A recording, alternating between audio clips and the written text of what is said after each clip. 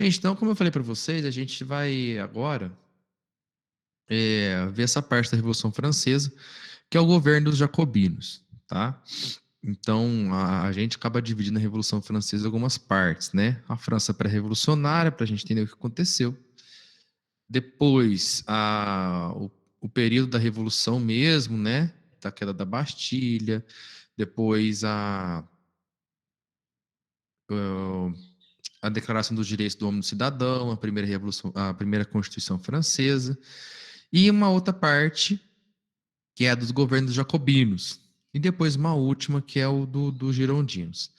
Então, a gente vai estudar essa parte agora do governo dos jacobinos, certo? Então, Revolução Francesa, governo jacobino, tá? Eu só fazendo lembrando de novo, então esse aqui eu falei numa aula bem passada, depois falei na sala de aula de novo, e vou dar só uma retomada bem rápida aqui com vocês, tá? É, Vocês lembram quando teve a primeira Constituição Francesa, que tirou os direitos, os benefícios, né? Não direitos, benefícios dos nobres, do clero, tal. A galera ficou meio com medo, começou a fugir para a Áustria, né? Começou a fugir para o país vizinho. E o próprio rei Luís XVI e a família dele tentaram fugir também, né? Disfarçaram de criados lá e tentaram fugir. Só que não deu muito certo, eles foram descobertos, ficaram presos. E com essa atitude do rei, né, foi considerada uma atitude de traição do rei. Porque até então, os revolucionários tentaram deixar o rei como governante.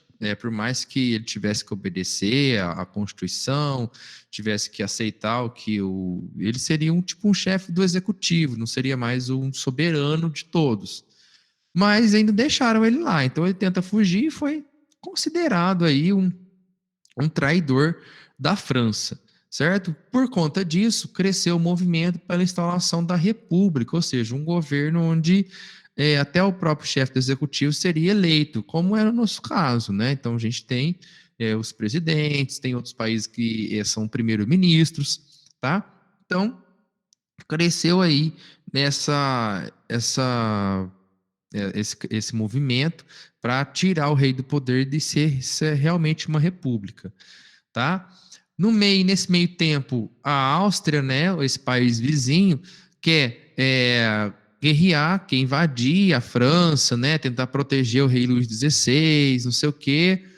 E essa guerra contra a Áustria começa a fortalecer e unir as pessoas, porque até então tinha vários grupos, tinha os jacobinos de um lado, jacobinos do outro, sans-culottes, camponeses, e meio que essa guerra contra a Áustria começa a unir as pessoas, todos esses grupos diferentes, tá?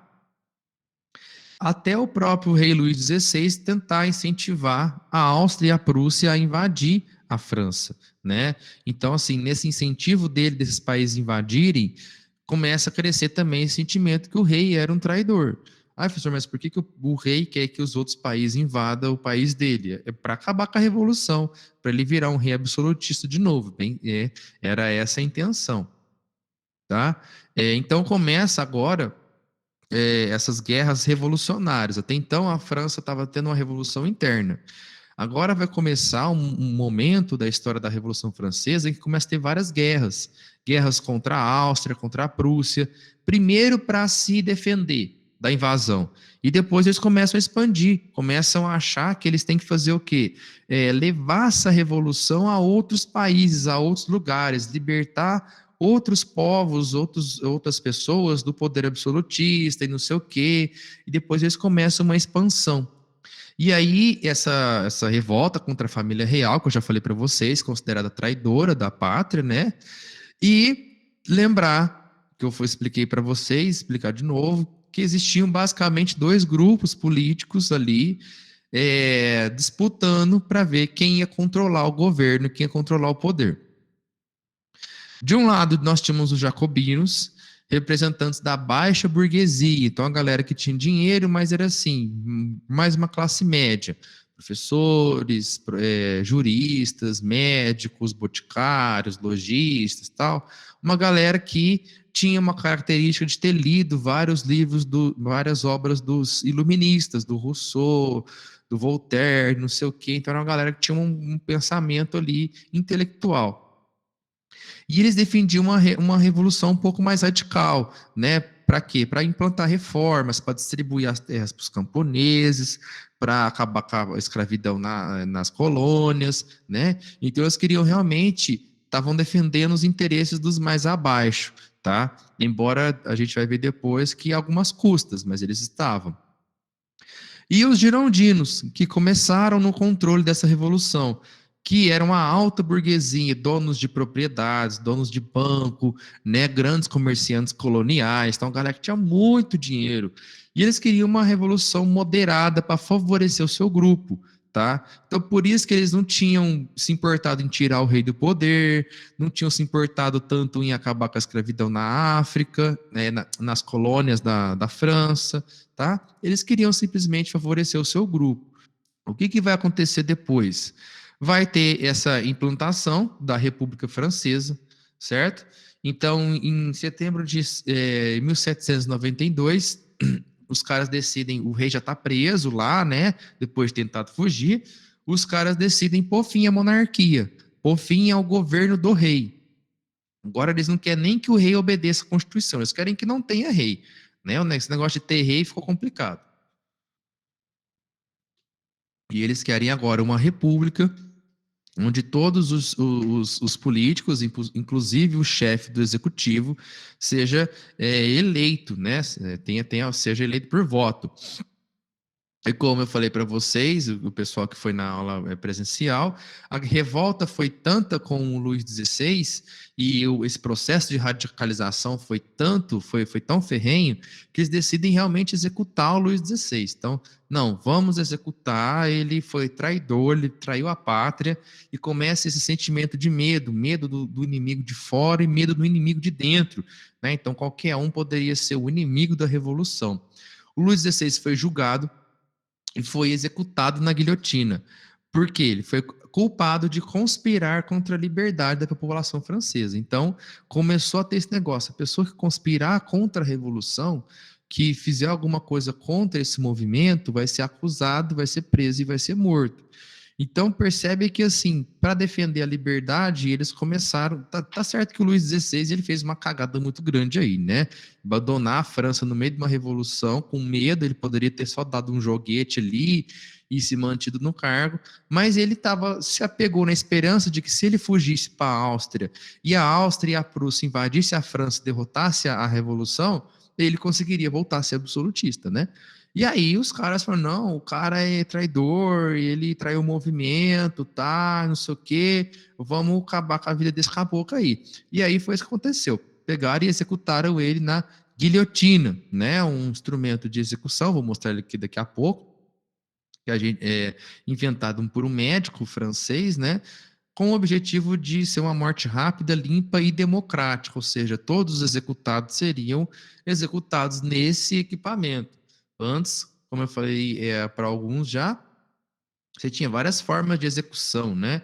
Forca, o carrasco, exclusivo para os nobres, eles poderiam escolher, e diversos outros que eram sanguinários, que eram demorados, que era complicado, especificamente para condenações de pessoas que não eram nobres, justamente por conta da humilhação ou do senso de justiça, né, enfim, era uma coisa muito, muito terrível, tá?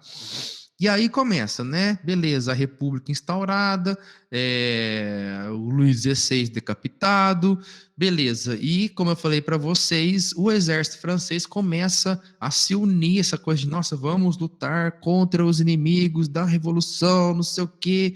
E eles não só conseguem se defender, então a Áustria não consegue invadir a França, a Áustria e a Prússia, elas perdem essa batalha aí, essa empreitada, quanto eles começam a ir para outros territórios, eles começam a expandir. Então, beleza, os caras estão invadindo a gente conseguiu eles tirar ele daqui, né? Então, eles estavam na defensiva, tá, não sei o quê. De repente, eles falam, nossa, a gente consegue, então, agora levar a revolução para outros países. Se a gente, pela guerra, pela luta, né? E para eles era justo lutar contra as pessoas que tiravam a liberdade de outras, Então a gente consegue expandir a revolução. Então começaram a expandir o território, começaram a guerrear, começaram a expandir a fronteira, tá? Então, a radicalização da revolução chega nesse ponto e começa a favorecer os jacobinos, tá? Os jacobinos começam a ter mais espaço na Assembleia e eles acabam obtendo o apoio de um grupo muito importante para a revolução, que era esses sans-culottes, ou seja, os sem-culottes, aqueles mais pobres da cidade, os negociantes, artesãos, assalariados. Por que que eles eram tão importantes assim, professor? Porque era eles estavam indo pro pau. Eles estavam indo dar cara a tapa. Eles foram lá, invadiram a Bastilha, tomaram, teve a derrota simbólica do rei com a queda da Bastilha. Eles que se defenderam as fronteiras contra o exército austríaco. Eles que estavam agora indo invadir outros países, né? Começar a guerra contra os outros países no território estrangeiro. Então, os caras tinham uma moral ali entre as pessoas. Por quê? Porque era eles que estavam defendendo com unhas e dentes mesmo a revolução. Então, eles tendo esse apoio, os jacobinos, tendo esse apoio dos sans-culottes, eles começam a ganhar moral ali, né? E os sans-culottes estavam insatisfeitos com os girondinos, porque os girondinos não faziam as reformas que eles queriam. Então, estavam fazendo tudo isso para no final o preço do pão estar muito alto, não conseguir comprar comida, os camponeses continuar sem terra e eles não votarem, né? Esse era o principal também. Então, beleza. Aí aqui a gente começa essa radicalização da revolução. Então, como eu falei para vocês, o Luís XVI, isso aqui é uma gravura que foi feita um tempo depois, tá? Nessa época não tinha máquina fotográfica, não tinha câmera de vídeo e tal, né? Mas foi um ato muito simbólico, né? Decapitar o rei, né? Tipo, agora o poder da monarquia acabou de verdade, agora o povo é soberano, né? E aí, como eu falei para vocês, expor a cabeça dele, foi uma festa, depois o povo veio aqui, se lambuzou no sangue do cara, foi uma delícia, né? Foi uma festança. E esse instrumento de execução, a guilhotina, né, inventado por esse médico, Joseph Ignace Guillotin, que ele inventou esse instrumento justamente para ele ser democrático, né, para ele ser limpo e democrático. Então, o cara enfiava a cabeça aqui, caiu, acabou, né? E outra, não vai ter isso aqui vai ser um para nobre e outro para camponês. Não, o camponês vem aqui e morre, o nobre vem aqui e morre, o burguês vem aqui e morre. Não tem essa diferença, né? O problema foi esse, né? Começou a morrer um monte de gente na guilhotina, porque os caras começaram a ficar com medo terrível, começaram a ficar radical. Nossa, qualquer um pode ser inimigo da revolução, qualquer um pode estar conspirando contra nós. E acabou que aquela liberdade de pensamento, que era um dos princípios da revolução, acabou indo para o espaço. Por quê? Porque você não pode ter liberdade de pensamento. Se você fizesse alguma crítica contra a revolução, vai para a guilhotina, né? Então, assim, a liberdade de pensamento acabou. Então, como acabei falando para alguns de vocês no presencial, foi passando o tempo, determinado grupo político vai esquecendo de alguns princípios da revolução em prol dos seus interesses. Os girondinos esqueceram-se da igualdade de todos perante a lei, da liberdade por conta da manutenção da escravidão, né? Queriam manter seus benefícios. Os jacobinos, nessa ânsia de aplicar as reformas e defender a revolução, eles acabaram tornando-se um governo muito centralizado e terrivelmente, eu vou dizer, punitivo, né? Não tinha liberdade de pensamento no governo deles, tá? Esse aqui era um sans-culotte, tá? Então percebe, eles eram representados assim, esfarrapados, tal. O que era culotte, professor? Essa calça aqui, ó, esse tipo de calça que era é, é, de pessoas ricas, né? Então era usada principalmente para montaria. Então a galera usava para montar e tal, e era identificado como pessoas ricas. E o sans-culotte as pessoas pobres, com as calças rasgadas, tal. E eles foram a principal força da revolução nos primeiros tempos, né? Por isso que eles apoiando os jacobinos foi realmente uma força muito grande para o movimento dos jacobinos ali. Beleza, e aí vem uma coisa muito interessante, que são as denominações políticas que a gente tem até hoje que vem desse período. Porque, beleza, foi instaurada a República Francesa e os caras simplesmente fizeram outro conjunto de leis, outra constituição, outro e mudaram o nome daquela reunião. Então, lembra? Primeiro foi chamada Estados Gerais. Beleza, tal, isso aqui, não deu certo, papo.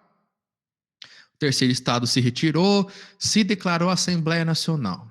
Ah, beleza. Então agora tem outro nome. Agora tem Assembleia Nacional. Eu sei que é confuso isso. Por isso que eu não estou nem cobrando muito nome. Então, Estados Gerais virou Assembleia Nacional.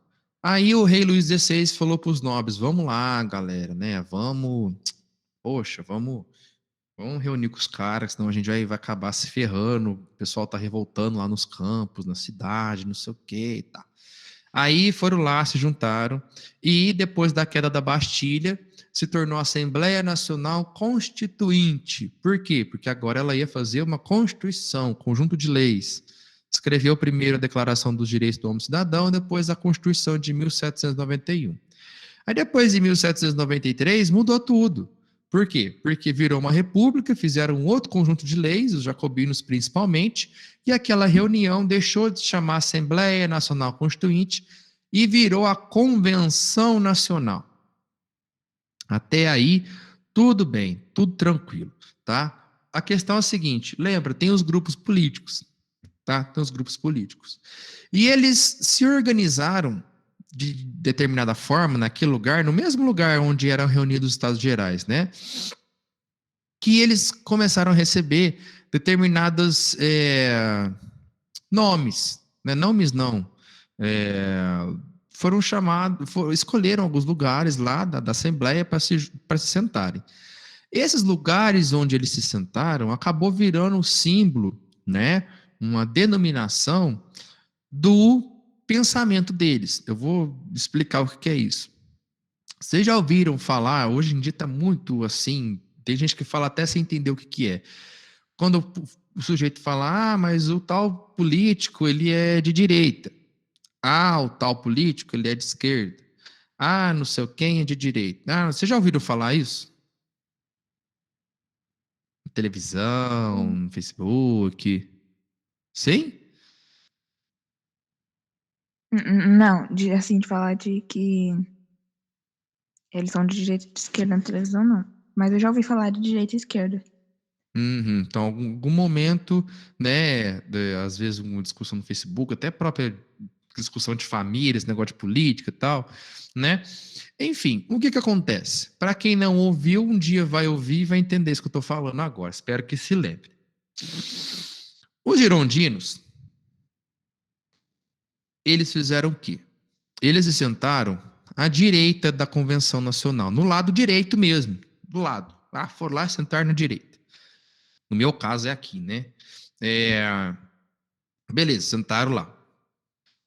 Os jacobinos, como eles tinham um pensamento um pouco diferente, eles não se juntaram com os girondinos. Então, os girondinos se sentaram à direita, né, foram lá, pegaram o lugar da direita. Os jacobinos sentaram do outro lado, na esquerda. Então, foram para lá.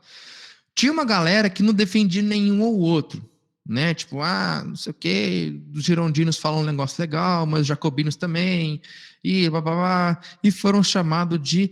Opa, tá aqui. Foram chamados de pântano, ou eles sentaram aqui no meio. Vou ficar aqui, né? Eu sou amigo dos caras de lá, sou amigo dos caras de cá, não quero confusão, vou ficar aqui. Dependendo de onde eles votarem, eu vou votando, tá? Então, vamos lembrar também agora o que cada um defendia. Os girondinos, eles defendiam os interesses da alta burguesia, porque eles eram altos burgueses, né?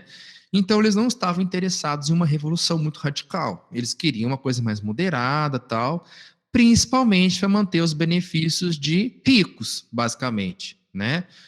Então, acabou-se que a denominação política de direita com as ideologias dos gerondinos. Então, geralmente, um partido de direita é um partido onde ele é um partido político, no caso. Ele acaba defendendo os interesses da economia, né? Então, principalmente em economia, tá? E já os jacobinos, eles queriam reforma, eles queriam reforma agrária, eles queriam é, controlar os preços do pão e não sei o quê. Então, as pessoas que têm um aspecto político de esquerda já tem essa questão, poxa, os caras que são de esquerda, eles prezam por prezam pela sociedade, né? Vamos consertar a sociedade primeiro, depois a gente organiza a economia. E os de direita já ao contrário, vamos organizar a economia, depois a sociedade segue o rumo, segue o fluxo, né? Então, em linhas bem gerais, em linha bem resumida, é isso. Então, tem partido político de direita, tem partido político de esquerda, isso vem tudo daqui, tá? Partidos que acabam prezando por organizar melhor a economia e depois pensar em reformas sociais, na direita, e partidos que acabam falando assim, nossa, né, temos que fazer reformas sociais de uma forma mais abrupta, né, de uma forma mais consistente, para depois a economia seguir junto, ela vai ser uma consequência. Então, são os partidos políticos de esquerda. Os de centro, né, falar, sou centro, é os caras que, né, tipo, eu gosto disso aqui, mas gosto disso aqui também. Beleza, eu acho que tem que fazer economia, mas né, as reformas sociais também são legais. Na verdade, é um pessoal que fica dizer que é de centro e acaba sendo uma pessoa meio que apoia um dos lados, mas não quer admitir, tá? E tinha também, aqui acho que está muito pequeno para a gente ver, né? Mas tinha o Sanculotte. O Sanculotte, eles sentaram lá no canto, lá na esquerda. Então, eles eram de extrema esquerda. Então, por isso que quando a gente fala assim, ou extrema esquerda ou extrema direita, é os caras que falam assim, não, eu vou aplicar essas minhas ideias, seja de esquerda, seja de direita, na força e na marra. Porque os Sanculottes, eles eram radicais mesmo. Eles iam pro pau e quebrava o pau, né? Então, por isso que depois a gente vai ver no nono ano que tiveram governos ditatoriais, pessoas que eram ditadoras, tanto de extrema esquerda, que seria o stalinismo, tal, não sei o quê, tanto de extrema direita, Hitler, Mussolini, fascismo, tudo mais. Então, mas esses termos, direita, esquerda, vem tudo daqui, tá? Vem tudo dessa época da Revolução Francesa, foi ganhando novos significados, mas basicamente a gente pode lembrar que é isso aqui: partidos que são de extrema, que são de direita, acaba prezando por uma economia mais liberal, organizar a economia, não sei o quê, e os de esquerda já pensam que tem que ter mais intervenção do Estado para organizar a sociedade, as reformas sociais. Os caras do centro ficam aí no meio termo, às vezes apoiam um ou outro e não tem coragem de falar, e tem os de extrema, né? Ou extrema esquerda, que fala assim, não, vamos aplicar isso aí na barra, na base do chute, ou os extremas direita também, vamos aplicar essas reformas na economia e perseguir quem não é a favor da gente. Tem essas coisas, certo? Então, eles se organizaram dessa forma na convenção nacional. E aí o governo jacobino agora faz uma nova constituição. Então, nossa, professor, mas outra, né? Acabou de ter uma, em 2 anos eles refazem. Pois é, e vai calmando o coração que vai ter outras por aí, tá? Mas olha só, eles começam a aplicar as reformas que eles queriam. O voto universal masculino. O que é um voto universal? Voto universal é que não precisaria de comprovar a renda. Então, todos os homens acima de maiores de idade poderiam votar. Ah, professor, mas só homem? Que desgrama que é essa? A gente viu lá que a Revolução teve esse problema, né? São várias injustiças, elas resolveu algumas, mas outras se mantiveram, né? Então, as mulheres aqui ainda permaneciam só no espaço da casa, permaneciam no espaço privado. Foi muito criticado, né? Só que as pessoas que criticaram isso dentro da Revolução foram perseguidas e foram mortas pela Revolução. Mas já era um avanço, por quê? Porque até então o voto, você tinha que ter uma determinada renda para pagar, ou seja, se eu não ganho mais de 100 mil reais por mês, eu não posso, por ano, eu não posso votar. Então já excluía uma grande parcela da população do voto, né? Eles acabaram com a escravidão nas colônias, né? Então, fim da escravidão nas colônias, já era, não preciso mais de escravidão. Beleza, isso foi legal, né? E a proibição de prisão por dívidas, ou seja, a pessoa que tinha muita dívida naquela época era presa, virava, né, um preso político e tal, e acabou com isso aqui também. Começaram um plano para a educação pública gratuita, então, olha só, até naquela época, só estudava quem tinha dinheiro. Então, essa escola pública que vocês têm hoje, que às vezes para a gente, quando a gente é adolescente, a gente não entende muito isso. Depois que a gente vira adulto, a gente vê a importância desse negócio, porque para vocês é a vida de vocês. Vocês ir na escola, ganha caderno, ganha livro, ganha não sei o quê, ganha não sei o quê. Daí, se vocês forem pensar, isso é uma conquista muito grande de anos, anos e anos da história da humanidade. Porque na maior parte, né, se eu for pegar assim, desde quando começou a ter escrita e as pessoas ensinar umas às outras, né, nos reinos, no Egito, tal, lá milhares de anos antes de Cristo, pô, só estudava quem tinha dinheiro, só sabia escrever um ou outro. Hoje em dia todo mundo tem acesso à educação, todo mundo tem acesso à escrita, tem acesso à leitura, tem acesso a livro, tem acesso à sala de aula, tem acesso a isso aqui que vocês estão tendo agora. Isso aqui é uma conquista da humanidade muito grande, tá? E tem que dar valor, né? Tem que dar valor nisso aqui, porque não saber ler, não saber escrever, não saber história, não saber matemática, não saber ciências, isso tira o poder de vocês de dominar a própria vida, né? Vocês ficam à mercê dos outros, à mercê de que a pessoa disser, vocês têm que acreditar, né? E vocês não fica feito bobo, sendo guiado, feito gado, no abatedouro. Então, isso aqui é uma conquista muito grande. A educação pública gratuita, você não precisa pagar nada, você ainda ganha livro, ganha cesta de alimento, ganha não sei o quê. Isso aqui nem sempre foi assim, não. E tem muito político por aí que quer acabar com isso aqui, acabar com a escola pública, acabar com os auxílios. Eu quero ver como é que vai estudar, como é que o pessoal vai estudar. Não estuda, né? E aí volta aquela época em que tinha que obedecer o que o cara falava, né? Por quê? Porque eu não estudo, eu não posso votar, eu não sei como é que funcionam as coisas e tudo mais. Foi feita a lei do máximo, ou seja, como os jacobinos eles começaram a centralizar o governo e ele ser um governo mais centralizado, eles começaram a controlar a economia mesmo.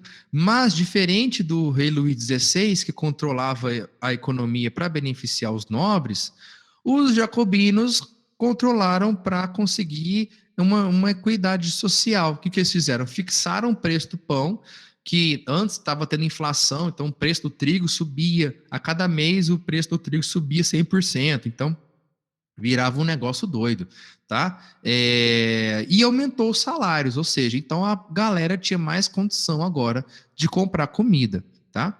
E começou a recrutar pessoas entre 18 e 25 anos para a guerra. Então, estava nesse período de vamos expandir a revolução para outros países por meio da força. Por quê? Porque eles estão sendo controlados por reis absolutistas.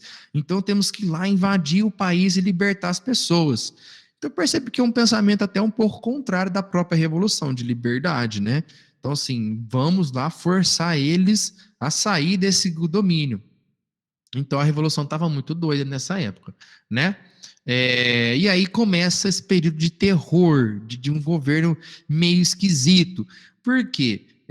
Principalmente liderado pelo Maximilien Robespierre, ele era um líder jacobino, ele queria uma república da virtude, né? E assim, universal, sem reis, sem nobres, né? Sem extrema riqueza ou pobreza. Você pensa, nossa, beleza, professor, legal, isso aí é legal, né? As pessoas socialmente educadas, todo mundo pensando pela razão. Ele queria uma utopia, né? Nossa, não vai ter muito pobre, nem muito rico, não vai ter um rei, não vai ter todo mundo livre, todo mundo educado, todo mundo com acesso à educação, todo mundo pensando racionalmente. Beleza, isso é legal. Só que como é que ele começou a aplicar isso? Por meio da loucura, né? Então perseguiu inimigos, né? Então girondinos que eram contrários ao governo, presos na guilhotina, decapitados. Os padres que às vezes criticavam, decapitados na guilhotina. Os nobres que ainda defendiam a monarquia, decapitado. Até alguns camponeses e contra-revolucionários, né? Por exemplo, o cara não queria distribuir os alimentos dele, queria manter com ele, escondendo, tal, decapitado. Então a galera começou a ficar meio louca, né? Tipo assim, qualquer um poderia ser inimigo da revolução. Qualquer pessoa que fale uma vírgula contrária ao que a gente está falando, decapitado, né? Então foi um negócio meio louco, foi um governo de terror mesmo. Um exemplo é a França tinha alguns símbolos, né, a Revolução Francesa, que era o azul, branco e vermelho. As pessoas tinham que sair na rua com um símbolo da Revolução ou com as cores da Revolução. Se ela saísse de amarelo, por exemplo, já era considerada contrária à Revolução. Então ficou um negócio muito, muito ferrenho, né? No período que a França estava em crise, beleza, as pessoas estavam aceitando, mas à medida que esse medo dos inimigos internos passou, tipo, nossa, eu acho que não tem tanto inimigo interno assim, eu acho que agora os caras estão matando de exagero. E começou a perder, tá? Começou a perder força o governo jacobino, e aí os girondinos começam a ganhar espaço de novo na Convenção Nacional, até que o próprio Robespierre vai ser preso e morto na guilhotina, também acusado de conspirar contra a Revolução, justamente por conta desse terror que ele estava fazendo, tá? Então percebe que a Revolução Francesa é realmente meio maluca, tá? Mas são processos que a gente precisa estudar para perceber coisas que a gente tem até hoje, né? Questões que a gente tem no nosso dia a dia, tá? Então, como eu falei para vocês, eram os símbolos da Revolução, né? Azul, branco e vermelho, que hoje é a bandeira da França, né? Azul, branco e vermelho. E o lema, né? Liberté, égalité, fraternité. Então, liberdade, igualdade e fraternidade, aquele lema da Revolução Francesa, né? E aí eles andavam com símbolos, né? Com esse gorrinho aqui, principalmente, com esse símbolo tal, que ele tinha alguns significados. Como ele tinha sido feito lá no começo da Revolução, né? Então representava Paris, o branco, o vermelho representava a Revolução, e por incrível que pareça, o branco representava a monarquia, porque naquela época o rei estava ainda, né? Ainda como amigo da Revolução, mas depois a gente viu que depois ele foge, é acusado de traição, preso e morto na guilhotina. E depois desse período aqui para frente, né, com o terror jacobino, a galera toda com medo, tal, as reformas foram feitas, os girondinos, não muito satisfeitos com essas reformas, aproveitam a insatisfação do povo com esse terror mesmo, essa extremismo que o governo estava, para retomar o carisma popular e tomar o governo de novo e começar a governar no lugar dos jacobinos, tá? Mas isso aí a gente vai ver na semana que vem. Beleza, pessoal? E aqui está o Robespierre, tá? Esse aqui é o Robespierre e ele sendo enfiado na guilhotina, onde ele tinha mandado muita gente também para morrer lá.